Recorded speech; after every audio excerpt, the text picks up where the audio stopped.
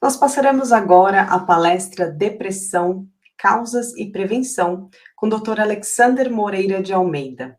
Dr. Alexander Moreira de Almeida é professor associado de psiquiatria da Faculdade de Medicina da Universidade Federal de Juiz de Fora, fundador e diretor do NUPS, Núcleo de Pesquisa em Espiritualidade e Saúde, da mesma universidade.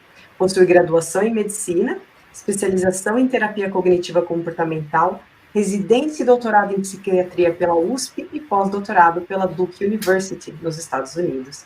É coordenador das sessões em Espiritualidade e Psiquiatria das associações Latino-Americana, APAL, e Brasileira, ABP, ambas de psiquiatria. É autor de mais de 150 artigos científicos e capítulos que receberam mais de 6.000 citações. Atualmente, coordena a elaboração do Position Statement on Spirituality and Religion in Psychiatry, da World Psychiatry Association, WPA. Coordenador também de pesquisa do Programa de Pós-Graduação em Saúde da Universidade Federal de Juiz de Fora.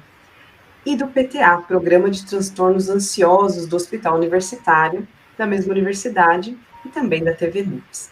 É fundador e coordenador da Comissão de Estudos e Pesquisa em Espiritualidade e Saúde Mental da Associação Brasileira de Psiquiatria desde 2014, foi coordenador da Seção de Espiritualidade da WPA de 2014 a 2020 e atua principalmente na investigação das relações entre saúde e espiritualidade, a relação mente e cérebro, bem como vivências psicóticas e dissociativas na população não clínica.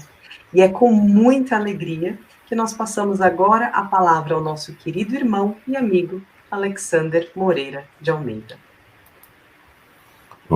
Olá, Anne, bom dia, boa tarde para vocês, é um prazer estar aqui com vocês, parabéns pelo evento, e nós vamos conversar aqui um pouco sobre a depressão, causas, prevenção e tratamento. Esse é um tema de grande relevância na atualidade, é o tema do nosso congresso, e eu vou começar dando um panorama do ponto de vista científico sobre causas, prevenção da depressão. Vou falar das pesquisas sobre a espiritualidade, já que nós estamos num congresso ligado à área da espiritualidade, e por ser um congresso espírita, eu vou falar mais ao final do aspecto do espiritismo, de como ele pode colaborar na prevenção e tratamento da depressão. Se tiverem dificuldade de ver o meu slide, por favor, só me avisar. Bom, antes de falar de depressão, vamos falar de saúde mental. A Organização Mundial de Saúde definiu, inclusive, para nossa surpresa, apenas recentemente, em 2014, o que seria a saúde mental. A saúde mental, assim como a saúde no geral, não é apenas não estar doente, é mais amplo. Define a saúde mental como um estado de bem-estar, em que cada indivíduo realiza o seu próprio potencial, consegue lidar com o estresse normal da vida, trabalhar de modo produtivo e frutífero, e é capaz de contribuir para a sua comunidade. Então, vemos vários aspectos muito importantes para uma saúde mental verdadeira. Existe um bem-estar, e neste bem-estar a pessoa realiza o seu potencial. As pessoas têm uma ideia, às vezes, meio equivocadas hoje em dia, de que nós temos que nos assumir, sermos quem nós somos, sermos autênticos. No certo sentido, claro, isso está corretíssimo. Só que muitas vezes isso é interpretado como um comodismo, como se aceitar e se acomodar no estado que nós estamos num dado momento. E quando, na realidade, nos assumirmos, é assumirmos todo o potencial que eu estou destinado a ter. Eu costumo dizer que uma caroço de manga, uma semente de manga se assumir, não é ficar caroço de manga o resto da vida. É ele criar condições daquele caroço virar uma mangueira, com um tronco enorme, com a sua copa, dando sombra, outros frutos e etc. Então, realizar o nosso potencial, tudo de bom que estamos destinados a ser. E dentro disso, lidar com o estresse normal da vida, ou seja, capaz de resiliência. Todos nós passaremos por desafios existenciais, então a capacidade de lidar com isso. E, além disso, também contribuir para a nossa comunidade, trabalhar de modo produtivo e frutífero na nossa família, na nossa cidade, no ambiente e no mundo em que nós vivemos. Então, tem o bem-estar, realizar o próprio potencial, lidar com o estresse e dar a nossa contribuição para tudo isso que nós estamos vivendo. Então, isso, na realidade, é a saúde. E como é que é a saúde e a doença? Nós costumamos dizer, isso aqui é uma balança, né, daquelas de antigamente, né?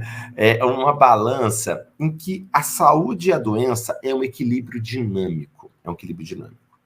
E nós temos fatores que geram doenças, fatores patogênicos. E fatores que geram a saúde, fatores salutogênicos. Se os fatores patogênicos estão mais pesados do que os salutogênicos, eu fico doente. Para eu fazer a prevenção e para eu tratar, eu tenho que inverter, diminuir fatores patogênicos e aumentar os fatores salutogênicos. E mais importante, esses fatores são múltiplos. Nós falamos de uma abordagem biopsico-sócio-espiritual, ou seja, eu levo em consideração as variáveis biológicas, a nossa genética, o nosso corpo físico, etc. Os fatores psicológicos, mentais, como eu lido com as coisas, sociais, o ambiente que eu vivo e espirituais. Todos esses fatores estão integrados. Só para dar um exemplo aqui, né, são múltiplos fatores e sem fatalismos. Às vezes a gente fica vendo, eu tenho tais fatores de risco para depressão ou para qualquer doença. Então eu estou fatalmente condenado a ter. Não, não é verdade. Porque há outros fatores que contrabalançam neste questão. Por exemplo, fatores biológicos, a genética. Mas existe o nosso padrão de sono, alimentação, se eu faço atividade física, se eu uso drogas, tudo isso influencia biologicamente. Do ponto de vista psicológico, quais são as minhas crenças, o modo como eu enxergo as coisas, eu tendo a ver sempre o lado negativo das coisas, eu tendo a ter persistência, ou eu desisto na primeira dificuldade, tudo isso faz diferença. Do ponto de vista social, o ambiente que eu vivo desde a infância, a adolescência, a vida atual, eu estou buscando um convívio de modo construtivo e do ponto de vista espiritual. Como o nosso tema, nós estamos aqui, né, num evento espírita, nós vamos falar mais dos aspectos espirituais. Mas ao falar isso, de forma alguma nós estamos negando os outros aspectos, que são muito importantes, nós vamos falar isso mais para frente também. E também os próprios aspectos espirituais vão influenciar também a saúde e promovendo a prevenção da depressão, também por fatores biológicos, psicológicos e sociais, como nós vamos conhecer aqui. E por que o aspecto espiritual é tão importante? Hoje em dia, por exemplo, a Associação Mundial de Psiquiatria tem um position statement, tem uma declaração de posição recomendando aos quase 300 mil psiquiatras de todo o mundo a levar em consideração a religião e a espiritualidade do paciente. E por que isso é importante? Porque, primeiro, de longe, a maioria da humanidade possui uma religião, inclusive. Não só uma espiritualidade, possui uma religião. Por exemplo, esse aqui é o dado do Pew Research Center, um dos principais centros de pesquisa no mundo sobre esse tema. Da população mundial, em 2015, apenas 16% fala que não tem uma filiação religiosa. 1/3 são cristãos, 1/4 são islâmicos, 15% são hindus, 7% budistas, e apenas 16% não tem uma filiação. E desses que não têm filiação, a maioria tem algum tipo de espiritualidade, crença em Deus, em espíritos ancestrais, etc. Então a gente vê que isso é muito importante. E não só é importante, e ao contrário do que muitos imaginam, isso vai aumentar de importância, já está acontecendo. Esse aqui é um gráfico que mostra a projeção até 2060, com base nos dados atuais. E nós percebemos que, na realidade, o grupo que vai mais diminuir, que já está diminuindo, vai mais diminuir, é o grupo sem filiação religiosa, de 16% para 13%. Então, 2 grupos fundamentalmente estão caindo, os não afiliados e os budistas, tá certo? O cristão, um pequeno aumento proporcional e um aumento maior dos islâmicos. Então, na realidade, isso vai continuar sendo muito importante nas próximas décadas. Bom, dado isso, né, quando fala de termo de ciência, o que significa espiritualidade?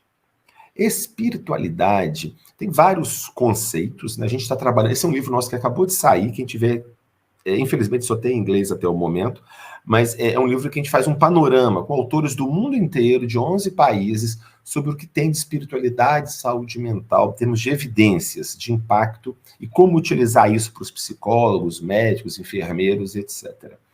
Bom, a espiritualidade é a nossa relação com o transcendente. Toda a tradição espiritual acredita que existe uma dimensão transcendente na existência. Existe Deus, existem espíritos, existem ancestrais, deuses, anjos, demônios, seja o que for. Existe uma dimensão que vai além deste mundo material que nós vivemos. Isso é fundamental em todas as tradições espirituais, xamânicas, indígenas, cristãs, seja o que for. E o mais importante, e essa dimensão, ela é considerada sagrada, a verdade última, o essencial. Então existe uma dimensão que vai além deste mundo que a gente conhece, que é transcendente e que é sagrada, essencial. Isso é a espiritualidade. E quando essa espiritualidade acontece dentro de um grupo que compartilha crenças, práticas, em busca deste transcendente, dessa espiritualidade, isto é a religião. Então existe a espiritualidade sem a religião, mas a maioria da humanidade, como nós já vimos, tem a sua espiritualidade dentro da religião. Bom, então isso é muito prevalente. E por que isso importa para nós aqui falando sobre saúde mental, depressão e etc.? Baseado, né, nessa revisão que a gente fez com outros autores, há hoje, literalmente, milhares de estudos investigando o nível de envolvimento religioso ou espiritual e a saúde. Então, por exemplo, se avalia, comparando as pessoas que frequentam semanalmente um grupo religioso com aquelas que não frequentam. Será que elas têm mais ou menos depressão, mais ou menos suicídio, por exemplo? Ou as pessoas que consideram a religião uma das coisas centrais da sua existência e procuram viver intensamente de acordo com essa religião. E aqueles que não. Então, há vários modos de avaliar a religiosidade e a espiritualidade, e de um modo geral, desses milhares de estudos, os dados mais consistentes são que, de um modo geral, maiores níveis de envolvimento religioso e espiritual estão associados com menos depressão, menos suicídio, menos uso e abuso de álcool e outras drogas, maior qualidade de vida e bem-estar e maior expectativa de vida, menor mortalidade geral. Porém, como eu costumo brincar, existe sempre o lado negro da força. Há também efeitos negativos. Quando a pessoa utiliza a religião de modo negativo, nós vamos falar um pouquinho sobre isso mais para frente, isso pode estar associado com pior mortalidade, qualidade de vida, depressão e etc. Bom, e de que forma a espiritualidade pode impactar a saúde mental? Já mostramos que impacta de modo muito significativo, mas como será que isso acontece? Eu estou aproveitando esse panorama todo para a gente ter um tempo maior para discutir exatamente como na prática isso se dá e como pode se ajudar no tratamento, prevenção da depressão. Bom, a religiosidade, a espiritualidade, por exemplo, influencia o estilo de vida e recomenda comportamentos saudáveis. Por exemplo, menor envolvimento com violência. Há estudos mostrando de modo muito consistente as pessoas de maior nível de envolvimento religioso têm menor envolvimento com violência, criminalidade, violência doméstica, etc. Menos uso de substâncias, de drogas, que também estão relacionados com doença mental, com violência, etc. Menos comportamento sexual de risco, por exemplo. Então, uma série de estilos comportamentais que geram mais saúde. Outro aspecto também, as religiões enfatizam muito o convívio social, Vou falar, inclusive, mais especificamente até, as tradições espirituais, de modo geral, têm a questão do convívio, a questão da ênfase na família, de não pensar só em nós mesmos, nós pensarmos no contexto, no conjunto, da ênfase na caridade, por exemplo, a caridade cristã. E os estudos mostram de modo consistente que os indivíduos de maior envolvimento religioso têm maior e melhor suporte social. Se sente pertencendo mais e poder recorrer a mais pessoas em caso de necessidade. Outra questão muito importante é o sistema de crenças, é como a pessoa vê o mundo, o modo como enxergo as coisas, se eu vejo sentido no mundo ou não, sentido na minha vida ou não, sentido nos problemas ou não. Isso faz muita diferença. Outro ponto também, as religiões oferecem modelos de enfrentamento com dificuldades. Todas as tradições religiosas têm isso, né? Como lidar com situações de perda, com situações de ser rejeitado, e como trabalhar com isso. Há inúmeros exemplos nas tradições religiosas a este respeito. Além das práticas religiosas, como oração, meditação, os estados de transe, etc. Para dar alguns exemplos concretos sobre como a espiritualidade impacta na saúde, nós chamamos de coping religioso. Tá? Coping da palavra em inglês significa lidar com. Então, todos nós lidamos com problemas de formas diversificadas. E entre os recursos que nós utilizamos pode estar a religião. Este coping religioso pode ser positivo ou negativo. Então, eu vou dar um exemplo, primeiro, de um coping negativo, e esse está associado com pior qualidade de vida, mortalidade, etc. Então, quando eu enxergo um problema, por exemplo, tive uma doença, um falecimento de um familiar, perdi o emprego, alguma coisa, estratégias negativas, né? Deus está apenas me punindo, eu sou perverso. Ou então eu não faço nada, eu rezo para que Deus resolva o problema e eu fico passivo, eu delego para Deus passivamente e fico esperando que se resolva, ou uma atitude muito passiva, não, Deus quis assim, e eu fico parado e não me mobilizo. Ou fico imaginando que Deus tenha me abandonado. Ou então eu abandono qualquer tipo de tratamento e busca de ajuda, esperando que só a parte espiritual resolve. São estratégias negativas. Coping positivo. Frente a um problema, eu penso, Deus é bom, se aconteceu, tem uma razão de ser, é justo, e não só é justo, como é bom, existe uma razão de ser. Então eu procuro encontrar um ensinamento de Deus no que aconteceu, ou seja, na escola da vida, o que eu posso aprender com essa situação? E ao invés também de se meter em atitude passiva de delegar a Deus, ou então de achar que eu onipotentemente resolvo tudo sozinho, eu encontro uma estratégia colaborativa. Eu faço tudo o que eu posso, o resto eu coloco na mão de Deus. Eu começo a pensar na minha vida como parte de um plano, de um projeto espiritual maior. Eu procuro dar apoio a outras pessoas e não focar só no meu próprio problema. Eu oro para encontrar equilíbrio, serenidade, força para lidar com o desafio que eu tenho. Eu peço perdão pelos meus erros. Essas estratégias estão demonstradas de modo muito consistente, associadas com dados positivos. Eu vou dar agora vou finalizar agora com algumas pesquisas, finalizar essa primeira parte, mais acadêmica, digamos assim, com algumas pesquisas sobre o impacto da espiritualidade sobre a saúde, para ilustrar como isso acontece, e depois nós vamos gastar a maior parte do tempo na prática, de como lidar com isso. Então vamos lá. Primeiro ponto, lembra que nós falamos dos aspectos biológicos e tudo mais, e que a gente não pode ficar paralisado num fatalismo? Por exemplo, esse aqui é um estudo publicado na revista Associação Médica Americana, as melhores revistas médicas do mundo na área de psiquiatria, e eles seguiram pessoas, filhos de pais com depressões moderadas ou graves. E nós sabemos que os filhos de pais com depressão moderada ou grave têm mais risco de ter depressão. Nós já sabemos disso. E aí, o que eles investigaram? Eles foram seguindo esses filhos, 114 filhos, por 10 anos, para poder ver o risco deles desenvolverem depressão. E eles compararam, dentro deste grupo de alto risco, aqueles que consideravam, os filhos, né, que consideravam a religião algo muito importante para eles, e aqueles que não consideravam. O resumo da ópera é o seguinte: os indivíduos que consideravam a religião e a espiritualidade muito importante para eles, esses filhos de pais com depressão, quando esses filhos consideravam a religião algo muito importante para eles, ao longo desses 10 anos, eles tinham 10 vezes menos chance de desenvolver depressão do que aquele que considerava que a religião não era importante para suas vidas. Então a gente percebe, pode ter o fator familiar, fator genético, mas há outros fatores interagindo. Então 10 vezes menos.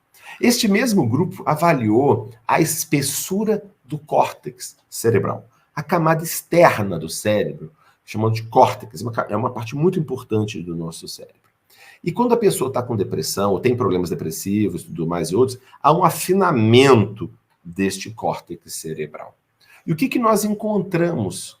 Que nas pessoas que tinham maior nível de envolvimento, de importância religiosa, espiritual, o córtex tinha o dobro da espessura daqueles que consideravam a espiritualidade menos importante. Então havia efeitos neurobiológicos. Por isso que eu falei mais uma vez, o biopsico sócio-espiritual está tudo interligado. Não é uma coisa ou outra, né? Pela própria visão espírita, né? Os seres humanos são espíritos habitando um corpo, e um corpo é um instrumento de manifestação. Eu preciso cuidar e valorizar deste corpo para que o espírito se manifeste adequadamente. Esse aqui é um estudo nosso aqui na Federal de Juiz de Fora. Nós investigamos 160 pacientes portadores de transtorno bipolar e comparamos a sua religiosidade também. E nós vimos que aqueles que tinham altos níveis de coping religioso positivo tinham 4 vezes menos chance de ter depressão do que aqueles que tinham baixos níveis de coping positivo. 4 vezes menos. Por outro lado, também há o aspecto negativo. Quem tinha coping religioso negativo tinha pior qualidade de vida psicológica. E também, infelizmente, uma parcela das pessoas rejeitavam o tratamento por razões religiosas. Então, tudo temos que levar como se fosse necessário ter que fazer uma escolha entre uma abordagem médica, psicológica ou espiritual, como se não pudesse ser integradas.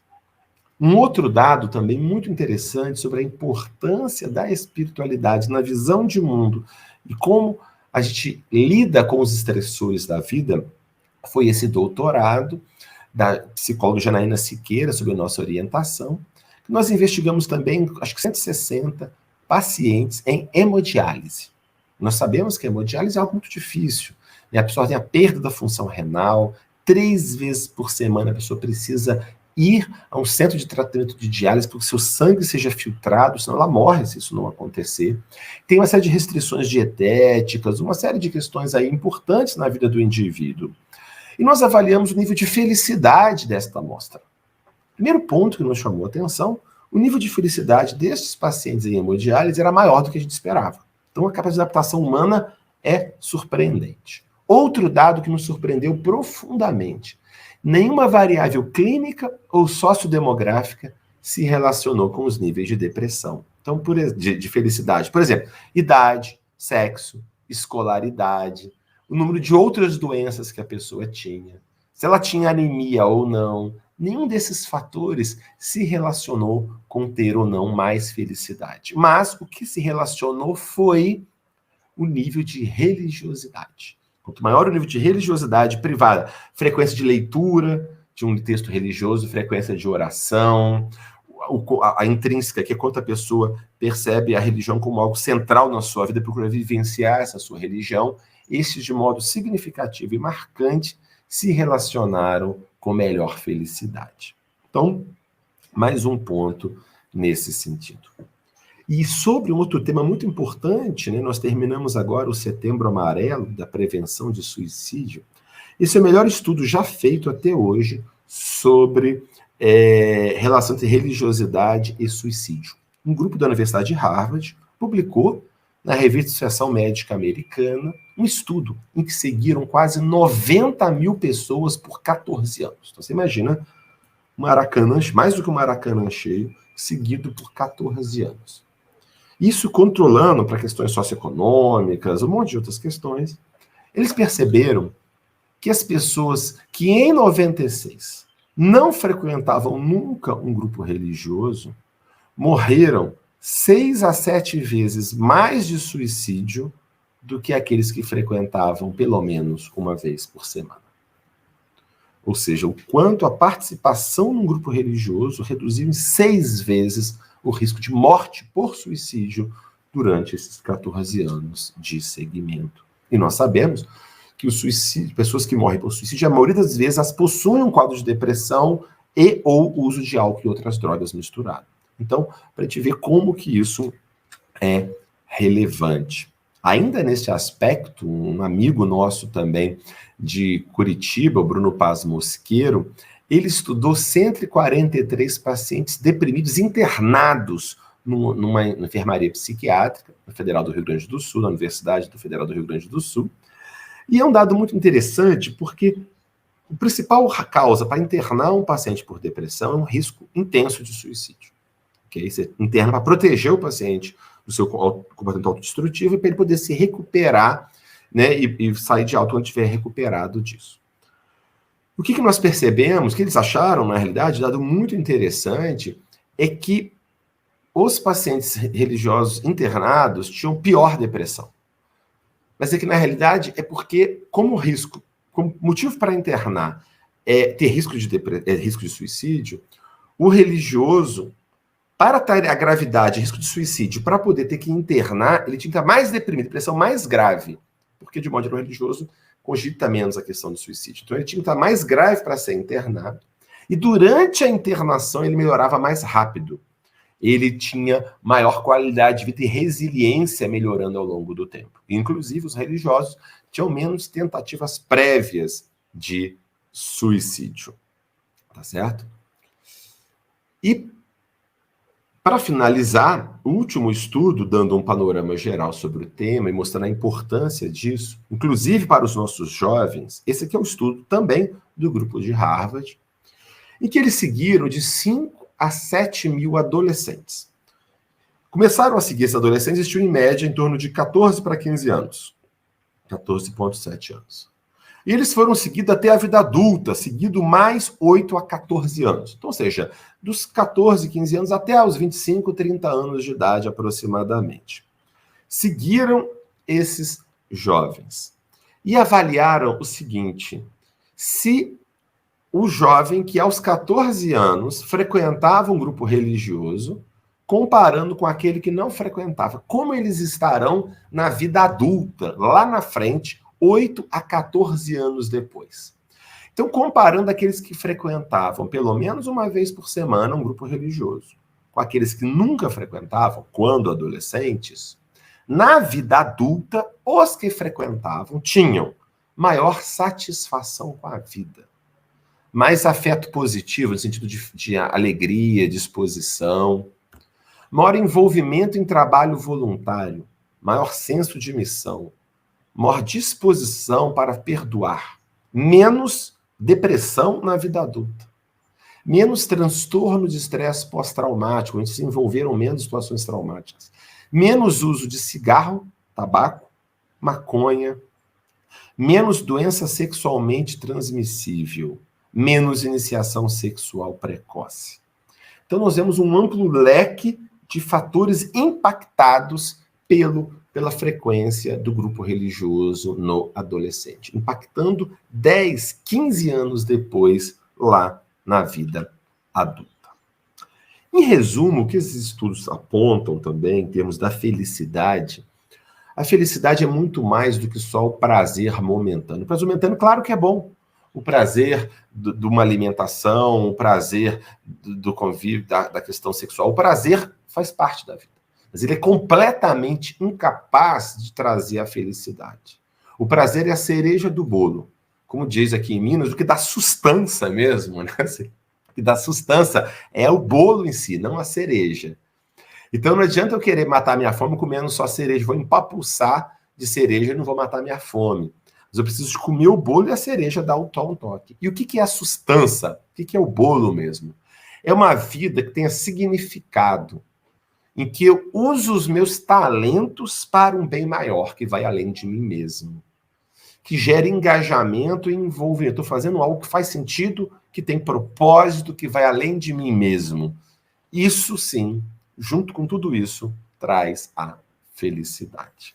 Dentro disso, o último ponto de pesquisa que eu vou apresentar para vocês é a ideia de florescimento humano.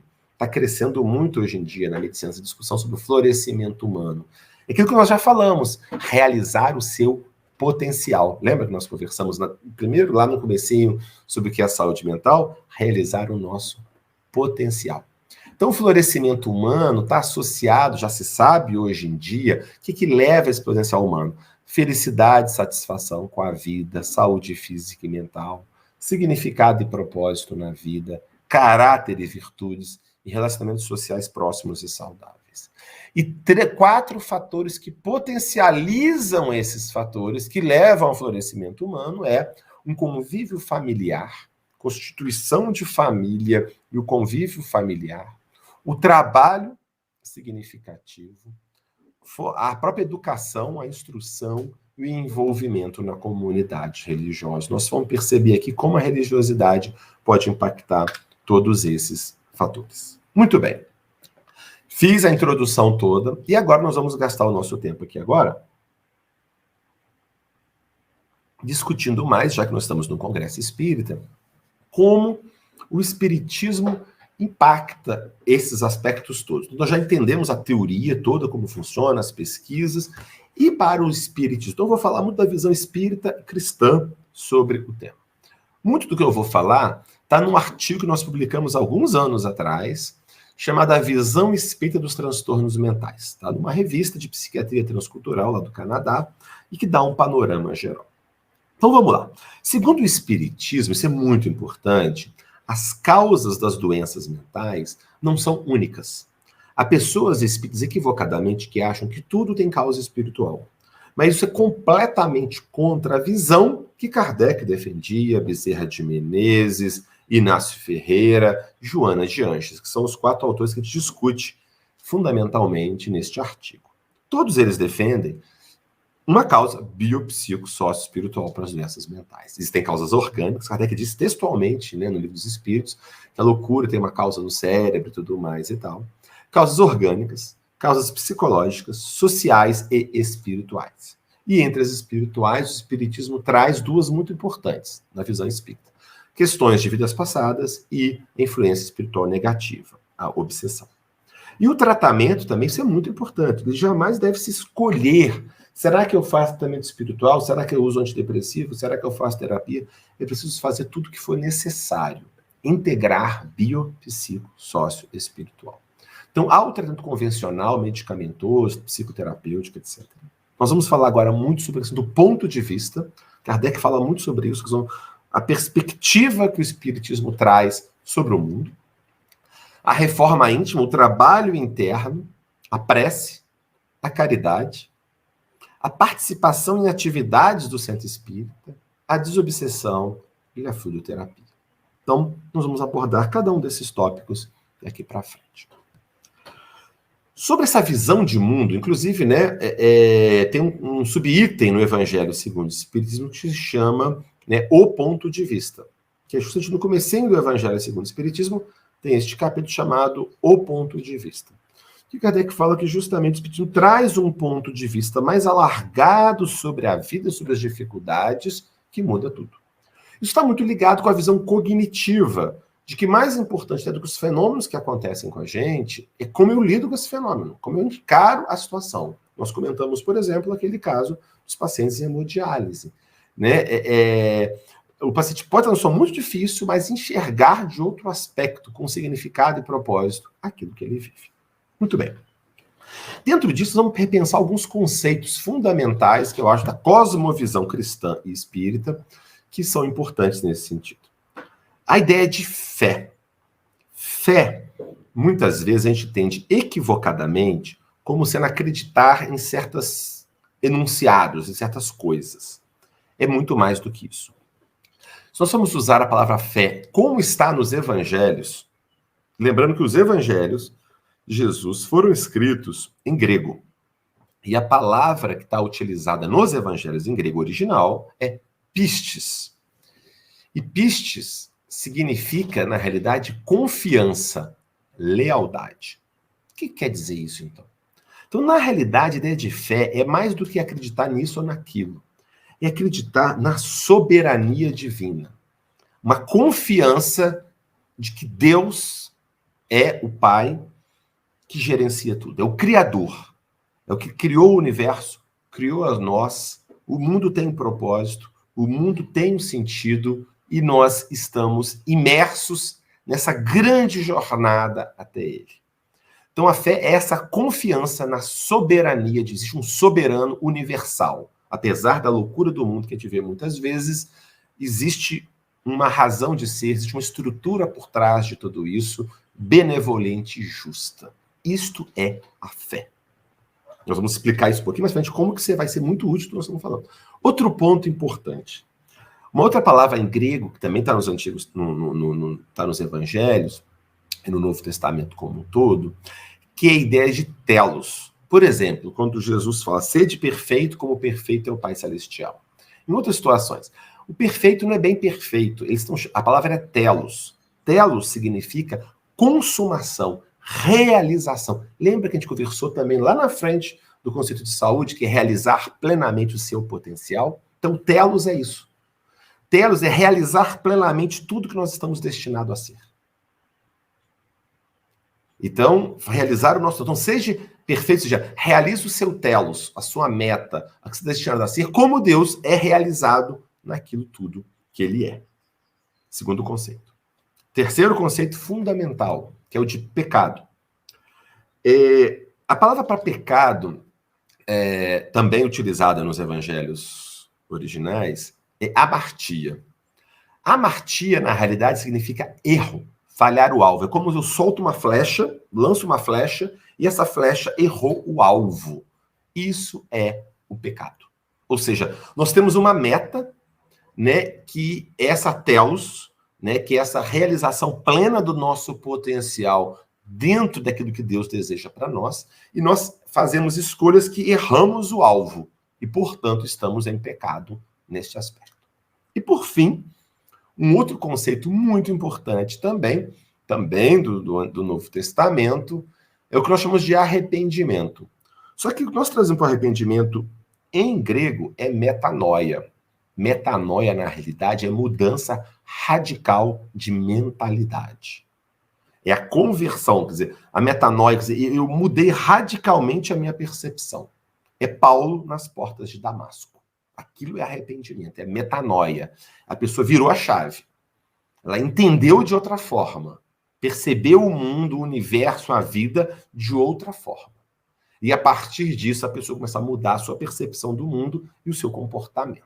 Então, essas ideias de fé como confiança, do telos, realizar o nosso potencial, o pecado como um desvio da minha meta e a busca da metanoia, da mudança de percepção. Vai ser muito importante na prevenção e tratamento da depressão. E aí nós vamos, então, para uma passagem muito interessante do Livro dos Espíritos, e que há uma resposta assinada por Paulo o Apóstolo, que vai juntar todos esses conceitos que nós estamos trabalhando aqui. Que muitas vezes as pessoas ficam um pouco incomodadas, né, quando fala a ideia de pecado, de castigo, nas obras kardecianas, por exemplo, e aqui nós vamos perceber de que modo que ele coloca essa questão. Ele vai dizer, gravitar para a unidade divina, eis o fim da humanidade. Então nós temos uma meta, um telos, que é gravitar para... Olha que bacana, gravitar quer dizer, a gravidade é algo que atrai, então Deus nos atrai. A ideia de que Deus está nos atraindo até Ele. Então, gravitar. E o que nós temos que fazer é não oferecer resistência para essa gravitação. Então, gravitar para a unidade divina, eis o nosso fim, o nosso telos. Para atingi-lo, 3 coisas são necessárias. Justiça, amor e ciência. Então, não há oposição entre justiça e amor, e entre amor ou religião e ciência. Tudo isso está interligado. E aí vem a definição de quem é, com efeito, culpado. Culpado é aquele que, por um desvio, um falso movimento da alma, se afasta do objetivo da criação, que é a amartia. Quer dizer, eu errei o alvo. Eu me afastei do objetivo. Eu errei o alvo, a amartia. E qual é o objetivo da criação? O culto harmonioso do belo e do bem. Então, qual é o telos? Qual que é a meta? O culto harmonioso do belo e do bem.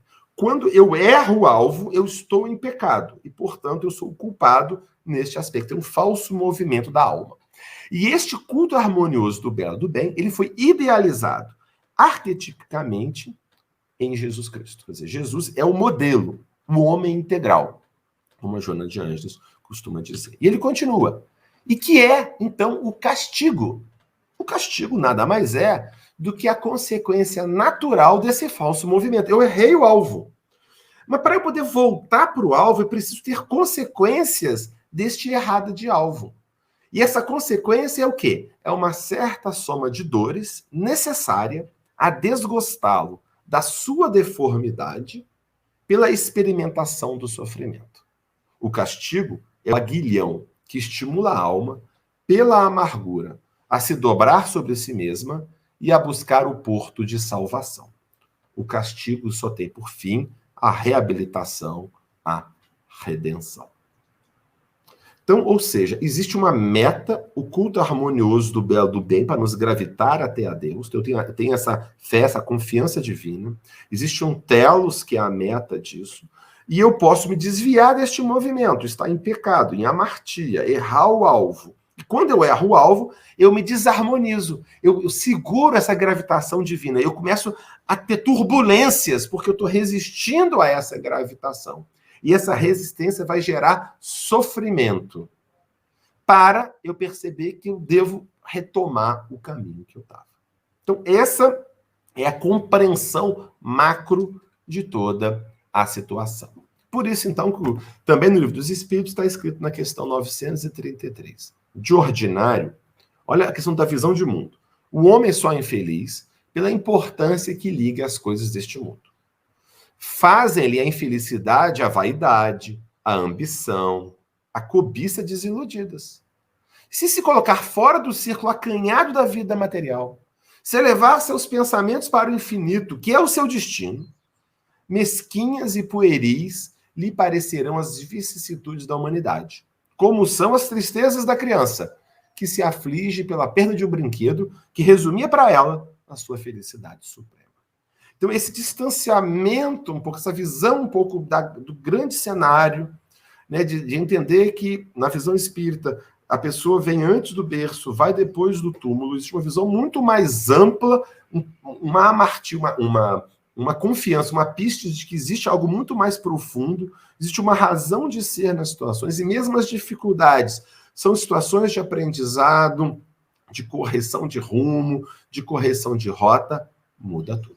Então, isso faz muita diferença em termos de prevenção do problema. Então, dentro da prevenção, na ótica espírita, uma é o objetivo da vida. Né? Nós não estamos aqui numa viagem, né, de passeio, existe uma razão maior, gravitar para a unidade divina, o culto harmonioso do belo e do bem. E como que eu faço isso? Eu procuro identificar os meus talentos, os meus potenciais e usá-lo nessa direção de construção, para mim e para os outros, do belo e do bem. Muitas pessoas falam, tem demais em eu ficar o dia inteiro, o final de semana inteiro vendo série. Demais não tem nada, tem é de menos. A questão é ao contrário, tem demais, tem é de menos, muitas vezes, né? Porque é exatamente isso, quer dizer, o que eu estou deixando de desenvolver os meus potenciais, o que eu devo fazer. Outro ponto importante, sobre até o arrependimento, que a gente já falou, da metanoia. Muitas vezes se fala hoje em dia, está muito na moda dizer que não pode sentir culpa. Que culpa é algo necessariamente ruim. Eu costumo brincar que eu não quero conviver com quem não sente culpa. Porque quem não sente culpa é psicopata. Por quê? A culpa é um sentimento de desconforto, de sofrimento, quando eu faço algo lesivo a mim ou aos outros. Isso é desejável. É preciso, quando eu faço alguém sofrer, que eu sinta mal por isso. É desejável que eu tenha culpa disso. Então, não é que não tenho que ter culpa. Eu tenho que ter culpa. É importante ter culpa quando eu estou fazendo algo prejudicial para mim e para os outros. Agora, a questão é uma culpa saudável ou destrutiva. A culpa saudável é essa de perceber o erro e se corrigir. Mudar o comportamento, aquilo que nós já falamos. Eu vi que eu errei o alvo, causei dano para os outros e para mim. Me sinto mal, me arrependo, mudo minha visão de mundo, procuro corrigir e não errar mais. Isso é o caminho da culpa saudável, que é completamente da culpa destrutiva, claro, aquela que eu me sinto condenado, abandonado para sempre, em que acho que... Às vezes acontece que a gente fez tantas coisas, às vezes equivocadas, que a gente acha que Deus nos abandonou, a gente desiste e fica se martirizando apenas. E aí vale o exemplo, por exemplo, pensar em como Jesus lidou com pessoas que cometeram equívocos. O caso da mulher adúltera eu acho que é emblemático. Né? Nós sabemos, a mulher foi pega em adultério, segundo a regra da época, a mulher tinha que ser apedrejada em praça pública, eles iam apedrejá-la, e Jesus pergunta, né, quem está sem pecado que atire a primeira pedra.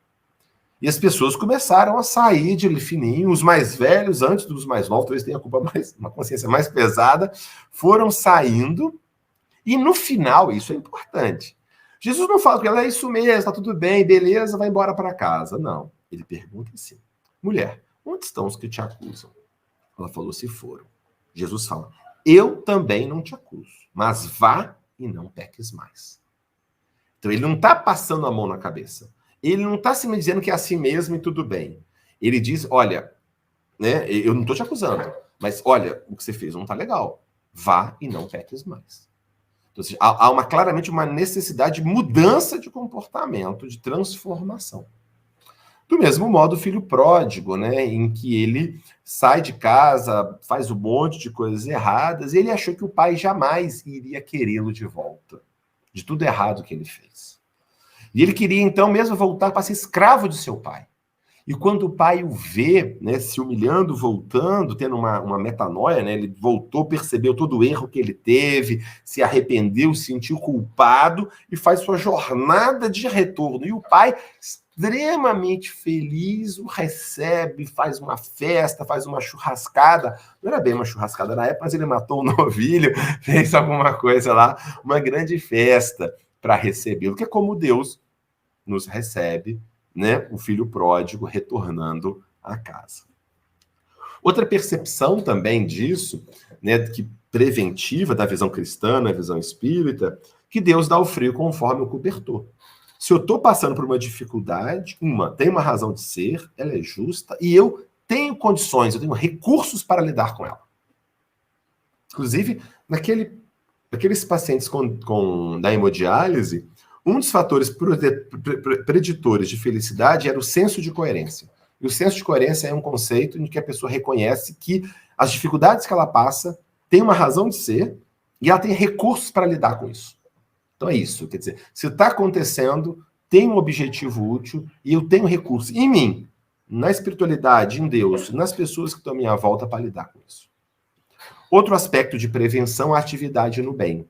Né? Não ficar só parado, mas buscar sair, buscar atuar positivamente no bem, frequentando um grupo religioso, buscando no seu dia a dia, com a sua família, com as pessoas, executar isso. E também atividades de leitura espiritual para ler, meditar, tirar um horário todo dia, uma meia horinha, uns 15 minutos, uma pequena leitura de uma página, refletir, procurei vivenciá-la, oração, meditação.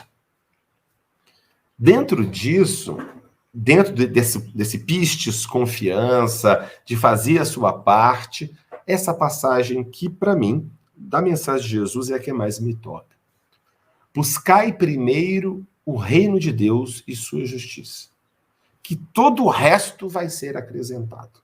Não vos inquieteis, portanto, com o dia do amanhã, pois o dia de amanhã se preocupará consigo mesmo. A cada dia basta o seu mal. O que Jesus está querendo dizer com isso?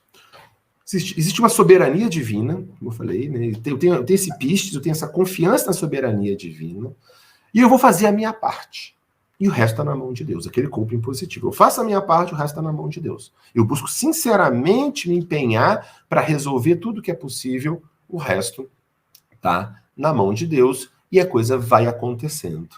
Né? E não adianta eu ficar sofrendo, preocupado com o futuro ou remoendo o passado. Eu realizo hoje, a cada dia, o que eu devo fazer. E o resto, eu confio em Deus. Esse tem um grande efeito protetor de depressão, ansiedade, etc. Uma outra dica muito interessante que Jesus mesmo deu, que às vezes nessa busca do crescimento a gente fica desembestado, hoje em dia todo mundo gosta de estar correndo. Mas ele brinca assim, correndo para onde? A gente está correndo igual barata tonta. É preciso caminhar, mas ao mesmo tempo parar de vez em quando, refletir, pedir inspiração, caminha mais um pouco, para, reflete, caminha mais um pouco. Como o coração. Tem a sístole, que contrai, e tem a diástole, que repousa. E Jesus dava esse exemplo de trabalho e recolhimento. Por exemplo, Jesus, ao desembarcar, viu uma multidão numerosa. condoeu-se deles, porque eram como ovelhas sem pastor. E começou a ensinar muitas coisas. E depois os despediu e foi para a montanha orar. Depois, uma outra passagem. E de madrugada, ainda escuro, levantou-se, saiu para um lugar ermo e ali se pôs em oração.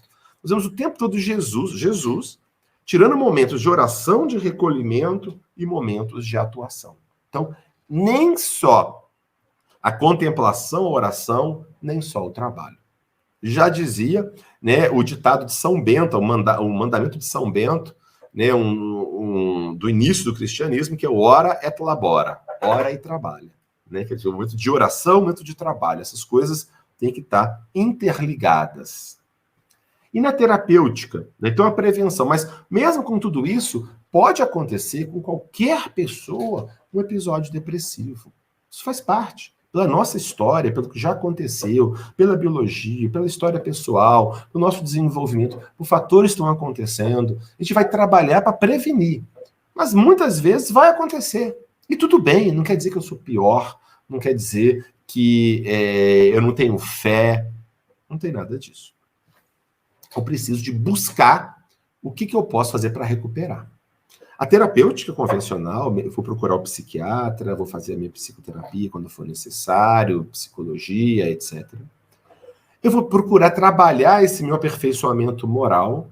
Eu trabalho, às vezes, do orgulho, da vaidade, da preguiça, que são todos fatores que muitas vezes geram rancor. Por exemplo, o próprio rancor, a raiva, pode desequilibrar emocionalmente. Dificuldade de perdão a si mesmo e aos outros. A vaidade, o orgulho, ao perder coisas, se desesperar por aquilo tudo. Então, moral. Dentro da terapêutica espírita, ainda existe a ideia da prece, do passe, da desobsessão. Das atividades de estudo, de trabalho, de interação dentro da própria atividade espiritual. Como nós já vimos lá antes, a frequência regular a um grupo religioso. Com tudo que está envolvido, com o convívio humano, com a troca de experiências, com o trabalho, com o estudo, com o auxílio, tudo isso tem um fator em rede que colabora. E quais são algumas armadilhas comuns no meio espírita em relação a isso? Uma são as ideias sobre o obsessor. Uma pessoa fica apavorada, morrendo de medo de obsessor, que eles têm controle, se sentindo um fantoche, ou totalmente controlado por uma força externa. Tem uma passagem de Paulo de Tarso que eu acho que é muito boa, quando ele diz o seguinte: se Deus é por nós, quem será contra nós? Né? Então é aquela ideia da confiança, fazer a nossa parte e o resto está na mão de Deus. É isso. Segundo a própria visão espírita também, né? Isso é muito interessante, né? Segundo a visão espírita, todas as pessoas têm um espírito protetor. Mas nem todos têm um obsessor. Mas todo mundo pensa mais no obsessor do que no espírito protetor. E tem uma passagem muito bonita no Livro dos Espíritos sobre os espíritos protetores, acho que é 300 ou 485, que fala sobre isso. Sobre orar e pedir sinceramente sempre o apoio do espírito protetor, que muitas vezes isso é negligenciado. Existe um outro problema também, que é a transferência da responsabilidade. Já não fui eu que fiz, foi o obsessor. A pessoa não assume a sua responsabilidade, atribuindo ao obsessor tudo de ruim que acontece. Sabendo que, no fundo, em última análise, somos nós, com o nosso livre-arbítrio, somos responsáveis. Em relação à reencarnação, tem uma visão que é comum em alguns espíritos, ideia de fatalismo. Ah, tá difícil a minha vida, meu casamento tá ruim, meu trabalho tá ruim, é assim meu karma e ponto final. Só que a gente tem que lembrar que se eu estou num casamento difícil, muitas vezes, não é porque é para ficar assim, é para eu tentar trabalhar e melhorar a situação. Se estou numa situação financeira, econômica, social, familiar difícil, é o momento de usar o meu melhor para lidar com aquela situação e não me acomodar. E nem procrastinar, melhorar, depois eu melhoro, na próxima encarnação eu melhoro. Mas, como está na própria teoria espírita, como foi colocado lá antes, a amartia, quando eu erro o alvo, ela gera uma soma de dores. Então, quanto mais eu atrasar o meu reequilíbrio, mais sofrimento eu vou ter por mais tempo. E outra armadilha é querer saber, será que o meu problema é espiritual, é físico, é psicológico? Como se eu tivesse que escolher, como se não fosse uma interligação de todos esses fatores. Dentro dessa postura passiva, muitas vezes, para evitar isso, de uma resignação ativa, no Evangelho segundo o Espiritismo tem uma passagem dizendo que o mérito consiste em sofrer sem murmurar as consequências dos males que não seja possível evitar, em perseverar na luta, em não se desesperar se não é bem-sucedido. Nunca, porém, numa negligência que é mais preguiça do que virtude. Então, passividade não é virtude, é preguiça. A meta é buscar perseverar na luta, buscar evitar os males. E se acontecer, fazendo tudo isso, mesmo ele acontecer, eu não desespero e persisto. Essa é a ideia. Então, em resumo, para a gente poder ir caminhando para o final, essas intervenções, né, de aspectos religiosos e espirituais que podem ajudar na prevenção e no tratamento da depressão. Inclusive, esse é um artigo nosso que acabou de ser publicado, na realidade, sobre psicoterapia cognitiva comportamental, envolvendo aspectos da espiritualidade. Há muitas pesquisas sobre isso. Então, primeiro, o que é terapêutico? Já tem demonstrado, pesquisas mostrando que isso funciona, não só para o espiritismo, mas para religião islâmica, cristã, etc., budista e tudo mais. Práticas privadas, leitura de textos religiosos, leitura regular de um texto, tirar um horário todo dia para a sua leitura. Prece, meditação, ouvir, assistir programas ou músicas religiosas espirituais. Práticas de serviço voluntário, frequência às atividades religiosas. Esquemas mentais, como o sentido existencial do sofrimento, a esperança, redenção do pecador, como nós já vimos, e valores, o perdão, a compaixão, generosidade e altruísmo. Então, para finalizar, fica duas passagens, né, de obras psicografadas por Divaldo Franco, da Joana de Ângeles, quando diz, resumindo tudo que a gente conversou aqui, a saúde mental somente é possível quando o self, estruturado em valores éticos nobres, compreende a finalidade precípua da existência, direcionando seus sentimentos e conhecimentos em favor da ordem, do progresso, do bem-estar de toda a sociedade. Ou seja, a saúde acontece quando eu identifico o meu self, o meu eu, que é mais do que só eu agora, esse eu mais amplo, baseado em valores nobres, éticos, que a meta existencial e o trabalho para o bem-estar de todos. Por fim, um homem maduro psicologicamente vive a amplidão infinita das aspirações, do bom, do belo, do verdadeiro.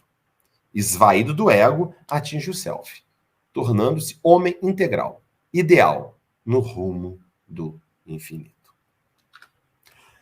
Quem quiser refletir um pouco mais sobre isso também, quiser conhecer sobre pesquisas em espiritualidade e saúde, tem um canal no YouTube do nosso grupo de pesquisas, tá? É um grupo de pesquisa, não está ligado a nenhuma religião, é um grupo de cientistas que pesquisam sobre religião, tá? Chama NUPES, TV NUPES, procurando no YouTube, aqui está o endereço, tem centenas de vídeos de pesquisadores sobre o tema. Também aproveitando que hoje é 3 de outubro, aniversário de Kardec, nós temos também na universidade o projeto Allan Kardec, tá o link aqui, e que nós temos já mais de 100 manuscritos originais de Kardec disponibilizados, digitalizados em francês, traduzidos para o português e também em francês, e que nós temos já usuários de 130 países visitando este portal. Então fica aqui Projeto Kardec, ufjf.br, e por fim, quem quiser também conhecer mais sobre os grupos, nosso grupo de pesquisa e nossas redes sociais, onde nós colocamos constantemente novas pesquisas e desenvolvimentos, ficam aqui. Muitíssimo obrigado, um excelente congresso a todos. Nós é que agradecemos, doutor Alexander. Nós estamos muito felizes de poder contar com a sua presença e o seu conhecimento nesse evento tão importante, principalmente porque nós espíritas, como você mesmo disse, desejamos muito que a ciência e a religião se integrem com a verdade, num processo de complementação, né, para esclarecer as causas, os efeitos, possíveis formas de prevenção, quem sabe a cura dessa enfermidade tão invisível que afeta a criatura humana, que é a depressão. Então, muito obrigada pelas reflexões de hoje e que nós possamos nos ver em breve. Muito obrigado.